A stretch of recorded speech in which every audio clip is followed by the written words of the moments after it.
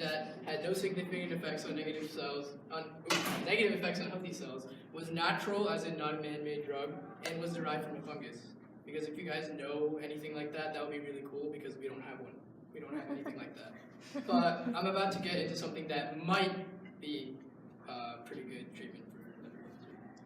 So that brings me to the paper, isolation of 4,4 bond secalonic acid D from the marine-derived fungus Penicillium oxalicum with inhibitory property against hepatocellular carcinoma.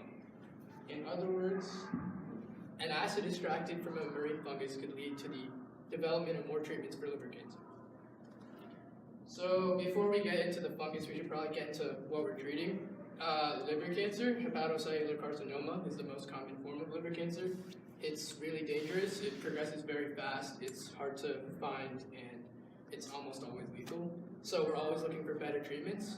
And since the current treatments are radiotherapy, surgery, chemotherapy, and stuff like that, they usually damage healthy cells as well. So we're always looking for treatments that will not really damage the healthy cells as opposed to the tumor cells. And so Penicillium oxalicum, what is it? It's a marine fungus that our researchers found off the coast of China, right here. And it was isolated while they were searching for other fungal compounds. And they discovered that it contained 4,4 bond secalonic acid D, which we'll get into the next slide. And it actually, something interesting is that it's actually related to penicillin. So, got a good history of drug application. So, 4,4 bond secalonic acid D, also known as 4,4-SAD, was extracted from this fungus. And there was no previous study on 4,4-SAD's anti-tumor effects, but normal SAD and 2,2-SAD, which are kind of like similar structured acids but slightly different, were previously studied. So it was shown that those other ones had inhibitory effects on tumors, so they decided to study this as well. And some terms to know before we get into the experiments. Apoptosis is programmed and controlled cell death. Proliferation is just cell division. In vitro or in vivo. In vitro would be like in a test tube or petri dish versus in vivo in a living organism. And then PLC, PRF, and HUH7 are two different types of hepatocellular carcinoma cell lines. So the experiments, there are 3 experiments conducted looking at 4,4-SAD's effect on proliferation, apoptosis, and tumor size. And these 3 specific sort of hallmarks were targeted because if we can reduce cancer cell division, then that's good. If we can inflict apoptosis on cancer, that would also reduce the cancer, and that would be good. And then obviously if there's less cancer, like in the tumor size, if it's smaller, that's better. So the first experiment was conducted on proliferation. So in the 2 cell groups, you can see that as you go from red, green, blue, and purple, the concentration of 4,4-SAD increases. And they added in 4,4-SAD at these lines right here.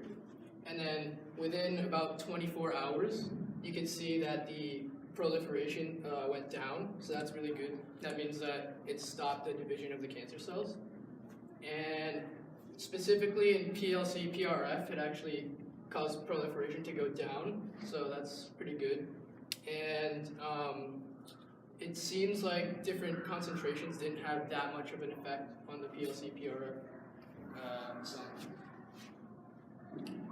So the second experiment was done on apoptosis. So they were looking for the percentage of apoptotic cells in the groups of cells that they tested. And so as we go from blue to purple, left to right, the concentration of 4,4-SAD increases. And as you can see, the apoptotic cell count also increases. So this is very good because that means more cancer cells are undergoing apoptosis, which they normally can avoid. And that means we're killing the cancer. And so for the last experiment, they looked at tumor growth. And so this was actually done in vivo in mice. And they basically just injected the tumor into the mice and then followed it up with 4,4-SAT. So as you can see, the control didn't really show much of a decrease over time, but as you increase the dosage of 4,4-SAT going down, the tumor size also shrank, so that's really good.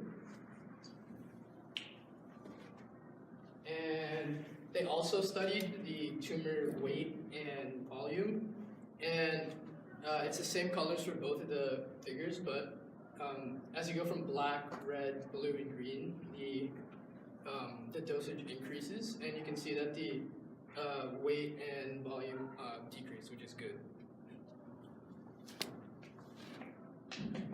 So this is probably the most interesting figure. It shows all the way on the left is the tumor and the tumor cells, and so these tumor, you can see like a really big difference with the different dosages in the tumor cells on how it's shrinking. But like the other cells, you can't really see too much of a difference. It kind of all looks the same, and that's good because it kind of shows that there's not too much toxicity in terms of the other healthy cells that you don't want to kill.